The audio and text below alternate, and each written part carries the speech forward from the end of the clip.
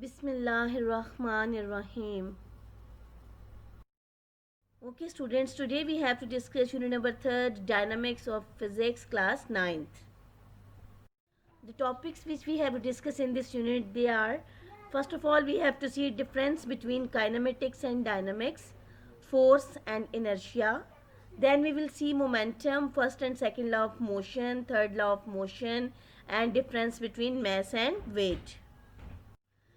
Next, number 4 is tension and its cases and rate of change of momentum. Then we will see law of conservation of momentum and application of law of conservation of momentum. Then we will see friction and reason of friction, types of friction, advantages and disadvantages of friction, and methods to reduce friction. Then we will see braking and skidding and centripetal force, centrifugal force, and at the last we will see the applications of centripetal force. Today is the lecture number 1 of related to unit number 3rd, dynamics. So the topics which we have to discuss today, they are difference between kinematics and dynamics. We will see that these both are the branches of mechanics, but how they are different from one another. Then we will see force and inertia, momentum, and we will discuss the first law of motion with examples, and at the end we will see the related MCQs from exercise. You people are supposed to listen each and every topic carefully so that there will be no problem for you in your exams. The first topic is the difference between kinematics and dynamics. Now we have to see kinematics. Kinematics, we have discussed already in previous unit that it is that branch of mechanics in which we discuss about motion of bodies without discussing its causes. Mean how motion is produced in a particular object or particular body. We will just see the motion. We never see what is its cause. While in dynamics, we see that it is that branch of mechanics that deals with the study of motion of an object and the causes and effects of its motion. Mean how motion produced in an object, how a body moves, and what is the effect of its motion, what happens after its motion. So in previous unit we have seen different things. When a body moves, it accelerates, it covers some distance, and in other figure you can see that in mechanics both branches are there, kinematics and dynamics, but in kinematics we see how and in dynamics we see why, कि मतलब क्यों, ये भी हम इसके अंदर देख सकते हैं. और इसके अलावा बेसिक जो चीज़ है वो आपको पता होना चाहिए कि मोशन किस तरह से प्रोड्यूस होती है, क्या रीज़न होती है, क्या सोर्स होता है जो किसी भी चीज़ को मूव करवाता है. और जब कोई भी चीज़, कोई बॉडी, कोई ऑब्जेक्ट मूव करता है तो फिर उसके अंदर क्या चेंज आता है, क्या इफ़ेक्ट होता है उसकी मूवमेंट का. पीछे हमने टाइप्स ऑफ मोशन पढ़ी थी ना सारी, तो वो सारा कुछ अब हम फर्दर डिटेल जो है वो इस डायनामिक्स में डिस्कस करेंगे. Now we have to see force. What is force? Force is basically an agent, a factor, and it moves or tends to move, stops or tends to stop the motion of a body. The force can also change the direction of motion of a body. It can also change the size and shape of the body. यानी ये किसी body को move करवाती है, इसकी वजह से body move करता है या मूव करने की कोशिश करता है, या ये किसी मूविंग ऑब्जेक्ट को रोक देती है या रोकने की कोशिश करती है. इसके अलावा ये जो डायरेक्शन ऑफ मोशन है वो भी चेंज कर देती है, ठीक है. और इसके साथ साथ ये किसी भी ऑब्जेक्ट का साइज़ और शेप भी चेंज कर सकती है. स्टूडेंट याद रखें, फोर्सेस जो हैं वो 2 टाइप्स की होती हैं, कॉन्टैक्ट फोर्सेस और non contact forces. Contact forces जो होती हैं वो इंटरैक्ट करती हैं between objects that touch. For example applied force है, जैसे क्रिकेट बॉल को जब हम फेंकते हैं तो बॉल जो है वो बैट के साथ स्ट्राइक करती है, ठीक है ना. तो जो बैट्समैन है वो उस पर फोर्स अप्लाइड करता है, तो ये बेसिकली बैट और बॉल के दरमियान कौन सी फोर्स हो जाती है, कॉन्टैक्ट फोर्स होती है. इसी तरह स्प्रिंग फोर्स है, ठीक है. जब हम स्प्रिंग पे फोर्स एक्सर्ट करते हैं तो इसमें या तो इलोंगेशन होती है, इसकी लेंथ इंक्रीज होती है या डिक्रीज होती है. इसी तरह जो ड्रैग फोर्स है, आप पैराशूट को देखते हैं ना, उसने वो जो स्ट्रिंग को अपने हाथ के अंदर उसने खींचा होता है, उसके अंदर टेंशन होती है और वो उसके अंदर जो एयर उस पर एक्ट कर रही होती है, और वो साथ साथ आप देखिए कि वो जो टेंशन हमने अभी डिस्कस करनी है वो आप इसके अंदर देखिएगा कि वो फ्रिक्वेंटली मूव करता चला जाता है, ठीक है। और फिर आ जाती है फ्रिक्शनल फोर्स जो होती है। फ्रिक्शन जो होती है कि it is that force which resist the motion of one surface on another surface, ठीक है। इसमें भी कांटेक्ट होता है। इसके अलावा जो नॉर्मल फोर्स है, मतलब किसी चीज़ पे, किसी टेबल पे एक सरफेस रखी हुई है, ठीक है, वो दूसरी सरफेस के साथ उसका कांटेक्ट है, फिजिकली वो एक दूसरे के साथ अटैच्ड है, ठीक है। तो अब उसके अंदर जैसे किसी टेबल पे बुक पड़ी हुई है या कोई ब्लॉक पड़ा हुआ है, तो वो उसके साथ कांटेक्ट में है। अब वो जो ब्लॉक है वो अपना वेट एक्सर्ट कर रहा है, ठीक है, नीचे डाउनवर्ड एज एन एक्शन, और जो टेबल की सरफेस है वो अपवर्ड उस पर रिएक्शन शो कर रही है, ठीक है ना। वो आपको एरोज अप एंड डाउन नजर आ रहे हैं। जो डाउनवर्ड एरो है वो वेट को शो कर रहा है, जो डाउनवर्ड एक्ट कर रहा है, जबकि जो अपवर्ड एरो है वो शो कर रहा है कि टेबल भी उस पर एक रिएक्शन फोर्स लगा रहा है, ठीक है। तो ये जो फोर्सेज हैं वो कौन सी है, कॉन्टेक्ट फोर्सेज। इसी तरह नॉन कॉन्टेक्ट फोर्स हैं कि बेसिकली वो अट्रैक्ट कर सकती हैं, रिपेल कर सकती है इवन फ्रॉम डिस्टेंस, ठीक है। जैसे कि मैग्नेट होता है, आपने देखा है कि मैग्नेट के दूर से चीज़ों को अट्रैक्ट करता है, ठीक है ना, बाद में वो चीज़ें उसके साथ स्टिक करती है, मतलब फोर्स उस पर अपना इफेक्ट शो करती है। इसी तरह इलेक्ट्रिक फोर्स होती है, ठीक है ना, इलेक्ट्रिक शॉक लग सकता है ना। उसके अलावा ग्रेविटेशनल फोर्स है, जो ज़मीन अब हर चीज़ को अपनी तरफ अट्रैक्ट करती है। तो दिस इज़ अबाउट फोर्स। याद रखना है कि without force motion can never be produce, ये आपने जेहन में रखना है। और ये कॉज है, force is the basic cause of motion of a body, and what is its effect we will discuss in next slides. Now we have to see the characteristics of force, what are its specialities. So we have to remember that force is a vector quantity. It is represented by capital F. Its unit is Newton, on the name of the scientist, Sir Isaac Newton. And whenever we have to write down Newton, so we will write down it with small n, Newton, because whenever we will write with capital N, so it will represent the name of scientist Newton, right? So small n will show that it is the unit Newton, and it is represented by capital N. When we have to write complete name, we will write small n, Newton, Newton, and when we have to represent unit Newton, then we will use only capital N. Its formula is F is equals to ma, in which m represent mass and a represents acceleration. हमने पढ़ा इसके सारा acceleration क्या होता है, rate of change of velocity, ठीक है ना, जिसमें हमने डिस्कस किया था कि बॉडी इनिशियल वेलोसिटी से मूवमेंट स्टार्ट करता है, फिर वो जब मूवमेंट रुकती है तो उसकी वो जो वेलोसिटी होती है वो फाइनल वेलोसिटी होती है। तो फॉर्मूला है F is equals to ma. Now we have to see inertia. What is it? It is that characteristics of a body due to which it resists any change in its state of rest or of uniform motion.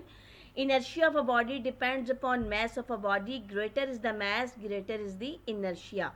So बेटा याद ये रखना है कि inertia जो है ना, जिसको उर्दू में हम कहते हैं जमूद, ठीक है। जमूद और इनर्शिया का जो मतलब है वो ये है कि कोई भी चीज़ अपनी जो उसकी कंडीशन है, अगर उसकी जो स्टेट है वो रेस्ट है या मोशन में है, तो it wants to continue that, यानी अपनी उस कंडीशन को वो कंटिन्यू करना चाहता है, उसी स्टेट में रहना चाहता है। उसमें चेंज अगर उसमें आता है, जैसे अगर एक बॉडी रेस्ट में है और हम उसको मोशन में ले आए, तो it will resist against that change, और अगर मोशन में है और हम उसको स्टॉप करना चाहें तो it will also resist against that. So inertia जो है बेसिकली आपने याद रखना है कि ये अपनी स्टेट में, अपनी कंडीशन में चेंज के खिलाफ रेजिस्ट करता है। It is a resistive force as well, right. So ये डिपेंड करता है मैस पे, जितना ज़्यादा मैस होगा उतना इनर्शिया ज़्यादा होगा, जितना मैस कम होगा उतना इनर्शिया ज़्यादा होगा। मैं आपको एग्जांपल देती हूँ कि जैसे साइकिल है, if we have to stop a moving cycle, we can easily stop it just by applying force, ठीक है ना, हम इसको रोक सकते हैं क्योंकि इसका मैस कम है, तो इसका इनर्शिया भी, इसकी रेजिस्टिव फोर्स भी कम होगी। But if we have to stop a truck और a train, so definitely it have more mass, so more force is required to stop it or to move it because its inertia will be more. तो mess जितनी ज़्यादा होगी, inertia उतना ज़्यादा होगा, उतनी resistive force ज़्यादा होगी, उतनी यानी उसके खिलाफ अगेंस्ट उसकी जो होगी फोर्स वो ज़्यादा होगी कि वो अपनी कंडीशन में चेंज नहीं जाएगा, ठीक है। और अगर मैस कम होगी तो इनर्शिया भी कम होगा। तो ये आपने याद रखना है, इनर्शिया जो है वो बेसिकली एक रेजिस्टिव फोर्स है, ठीक है। Now we have to see the examples to understand inertia. So first of all, we will take a glass and cover it with a piece of cardboard, as you can see in diagram. Then we will place a coin on the cardboard. Now we will kick the cardboard horizontally with a jerk of your finger or our finger. अगर इसको हम perform करेंगे तो अपनी उंगली से इसको jerk लगाएंगे, ठीक है। The coin does not move with the cardboard due to inertia and fell into the glass because it continue its state of rest. यानी होगा क्या कि जब हम उसको फिंगर के साथ आगे की तरफ कार्डबोर्ड को मूव करवाएंगे ना, तो कार्डबोर्ड तो मूव करेगा, बट जो कॉइन है वो मूव नहीं करेगा, क्योंकि वो अपनी रेस्ट कंडीशन को कंटिन्यू करना चाहेगा। तो वो क्या होगा, वो ग्लास के अंदर गिर जाएगा, ठीक है। So this is the example of inertia. Figure में आप देख सकते हैं। Now consider one more example of inertia and cut a strip of paper, place it on the table. Now you have to stack a few coins at its one end. Now you will pull out the paper strip under the coins with a jerk, यानी आप वो जो strip है paper की, कागज़ से उसको आप खींच लेंगे। The coin will remain at its position due to inertia, यानी वो जो coins हैं वो अपनी condition में रहेंगे, क्योंकि वो inertia की वजह से resist करेंगे उस condition में change लाने से, ठीक है। सो ये एग्जाम्पल है किसकी, इनर्शिया की। तो याद रखना ये रेजिस्टिव फोर्स है। कोई भी ऑब्जेक्ट जो है वो अपनी कंडीशन में चेंज नहीं चाहता। एक और एग्जांपल मैं आपको देती हूँ कि if we are sitting in a bus और in a car and if we suddenly jump out from that moving car, so remember that our body was in rest, यानी वो रेस्ट में था, but when we suddenly start to move, when we jump, so we fell down, यानी हम गिर जाते हैं। क्यों गिर जाते हैं, क्योंकि हमारा जो बॉडी है वो रेस्ट में होता है, वो सडन चेंज नहीं चाहता उसके अंदर, तो वो इनर्शिया जो है वो रेजिस्ट करता है मूवमेंट में आने के लिए, यानी रेस्ट से मूवमेंट में आने के लिए इनर्शिया रेजिस्ट करता है, तो इस वजह से हम गिर जाते हैं। तो this is also the example of inertia. Now we have to see momentum. Momentum is the quantity of motion of a body it possesses due to its mass and velocity, right? ये याद रखना है कि ये quantity of motion है जो किसकी वजह से आती है, हम देखते हैं उसकी mass और उसकी velocity की वजह से। product of mass and velocity is called momentum. Now we have to see the characteristics of momentum. We will see that it is a vector quantity. It is represented by capital P. Its unit is kilogram meter per second or Newton second. We will see in the next topics. Its formula is P is equals to mv. M is for mass and V for velocity. So that's why its unit is kilogram meter per second, because mass is measured in kilogram and velocity is measured in meter per second. That's why its unit is kilogram meter per second. And when we will see the relation between force and rate of change of momentum in next topics inshallah, so then we will see that its unit is also Newton second, which is equals to kilogram meter per second. Now we have to see first law of motion. What is its statement? Everybody continues its state of rest or of uniform motion in a straight line provided no net force acts on it. ठीक है बेटा, ये जो law है ना, ये basically 3 laws of motion है जो सर आइजैक न्यूटन ने प्रेजेंट किए थे अपनी बहुत ही फेमस बुक प्रिंसिपिया मैथमेटिका में, ठीक है। सो ये मैकेनिक्स के बहुत इंपॉर्टेंट लॉज हैं। तो अब जो फर्स्ट लॉ है वो ये कहता है कि हर ऑब्जेक्ट जो है, कोई भी बॉडी है, वो अपनी स्टेट को कंटिन्यू करना चाहता है, ठीक है। वो कहते हैं कंटिन्यू करता है, everybody continues it's state of rest और ऑफ यूनिफॉर्म मोशन, कि अगर बॉडी रेस्ट में है या यूनिफॉर्म मोशन में है स्ट्रेट लाइन के अंदर, तो वो उसको कॉन्टिन्यू रखेगा provided no net force act on it, कि जब तक उसके ऊपर कोई एक्सटर्नल यानी नेट फोर्स कोई नहीं एक्ट करेगी, एक्सर्ट नहीं होगी और इसकी पोजीशन में चेंज नहीं लेके आएगी, इसकी कंडीशन या इसकी स्टेट में चेंज नहीं लेके आएगी। यानी अगर कोई चीज़ 100 ईयर्स तक भी या कितने टाइम तक भी वो रेस्ट में है, तो वो रेस्ट में ही रहेगी जब तक कि इसके ऊपर कोई एक्सटर्नल फोर्स एक्ट नहीं करेगी, ठीक है। और अगर कोई बॉडी मूवमेंट में है, तो जब तक इस पर कोई रोकने वाली जो फोर्स है, वो उसको स्टॉप करने वाली फोर्स एक्ट नहीं करेगी, तो ये अपनी यूनिफॉर्म मोशन को कंटिन्यू रखेगा। So this is first law of motion. According to Newton's first law of motion, a body at rest remains at rest provided no net force acts on it. This part of the law is true as we observe that objects do not move by themselves unless someone moves them. For example, a book lying on a table remains at rest as long as no net force acts on it. Similarly, a moving object does not stop by itself. A ball rolled on a rough ground stops earlier than that rolled on a smooth ground. It is because rough surfaces offer greater friction. If there would be no force to oppose the motion of a body, then the moving body never stop. कि move करता हुआ body खुद कभी भी नहीं रुक सकता जब तक कि उसको रोकने के लिए फोर्स ना लगाई जाए, और अगर एक रफ सरफेस पे बॉल मूव कर रही है तो वो जल्दी रुक जाएगी as compare to a smooth floor. Now we have to see Newton's first law as law of inertia. ठीक है, क्यों हम फर्स्ट लॉ ऑफ मोशन को लॉ ऑफ इनर्शिया क्यों कहते हैं. ठीक है, so since Newton's first law of motion deals with the inertial property of matter. कहता है जो फर्स्ट लॉ ऑफ मोशन है उसका रिलेशन किससे है, इनर्शियल प्रॉपर्टी से. इनर्शियल पढ़ा था ना हमने कि विच रेजिस्ट करता है, यानी वो करेक्टरिस्टिक किसी ऑब्जेक्ट की, किसी बॉडी की, जिसकी वजह से वो रेजिस्ट करता है अपनी स्टेट में चेंज के खिलाफ. ठीक है, और फर्स्ट लॉ भी यही कहता है कि अगर कोई बॉडी रेस्ट में है या मूवमेंट में है, मोशन में है, तो वो उस वक्त तक उसी स्टेट में रहेगा, उसको कंटिन्यू रखेगा जब तक कि उस पर कोई एक्सटर्नल फोर्स एक्ट नहीं करेगी. तो कहता है since Newton's first law of motion deals with the inertial property of matter, therefore Newton first law of motion is also known as law of inertia. इसी वजह से हम फर्स्ट लॉ ऑफ मोशन को लॉ ऑफ इनर्शिया भी कहते हैं, क्योंकि ये ऑलमोस्ट इसका जो रिलेशन है वो इनर्शिया के साथ है, कि जो बताता है कि वो ऑब्जेक्ट जो है वो अपनी कंडीशन को, रेस्ट को या मोशन को कंटिन्यू रखेगा. ठीक है, और इनर्शिया कहता है कि वो उसके अंदर रेजिस्ट करेगा चेंज के खिलाफ. तो इस वजह से हम फर्स्ट लॉ ऑफ मोशन को लॉ ऑफ इनर्शिया भी कहते हैं. Now we have to see the related MCQs. The first one is Newton's first law of motion is valid in the absence of. यानी कहते हैं Newton first law of motion कब valid होगा, किसकी absence में, यानी जब वो चीज़ नहीं होगी. तो फर्स्ट ऑप्शन फोर्स है, सेकंड ऑप्शन नेट फोर्स है, थर्ड ऑप्शन फ्रिक्शन है, और डी है मोमेंटम. सो बेटा फोर्स तो है वो आपको पता है किसी भी बॉडी को मूव करवाती है या मूविंग ऑब्जेक्ट को वो रोकती है. ठीक है, और जो नेट फोर्स होती है वो कलेक्शन होती है, सम होती है, all the forces, sum of all the forces. Friction जो है वो भी एक फोर्स है, लेकिन वो टू सरफेसेस के दरमियान रेजिस्टिव फोर्स है which opposes the motion of one surface on another surface. Momentum ऐसे ही प्रोडक्ट होता है मैस एंड वेलोसिटी का. तो इसका जो ऑप्शन है, जो इसका एग्जैक्ट आंसर है, वो है ऑप्शन बी नेट फोर्स. यानी जब तक कोई नेट फोर्स एक्ट नहीं करेगी, ठीक है, तो Newton's first law of motion के अकॉर्डिंग बॉडी अगर रेस्ट में है तो वो अपनी रेस्ट कंडीशन को कंटिन्यू करेगा, अगर मूवमेंट में है, मोशन में है, तो वो नेट फोर्स के एब्सेंट में अपनी मोशन को कंटिन्यू रखेगा. तो exact answer is option B net force.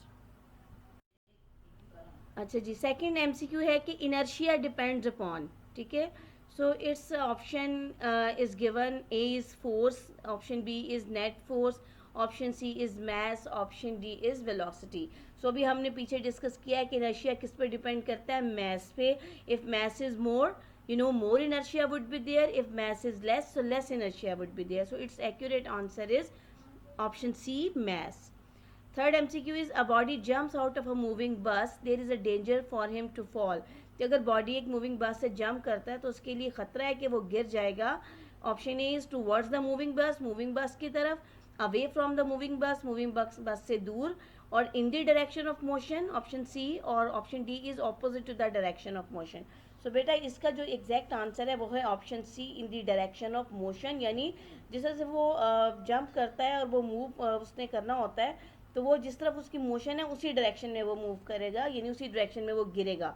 तो इसका एग्जैक्ट आंसर है option C, in the direction of motion. Now we will see which topic we have discussed. We have discussed difference between kinematics and dynamics, force and inertia, momentum, first law of motion, and related MCQs. Okay students, hopefully you have understood all the topics and you will concentrate on it. You have to prepare for your papers and stay at home, stay safe, focus on your studies. Thanks and Allah Hafiz.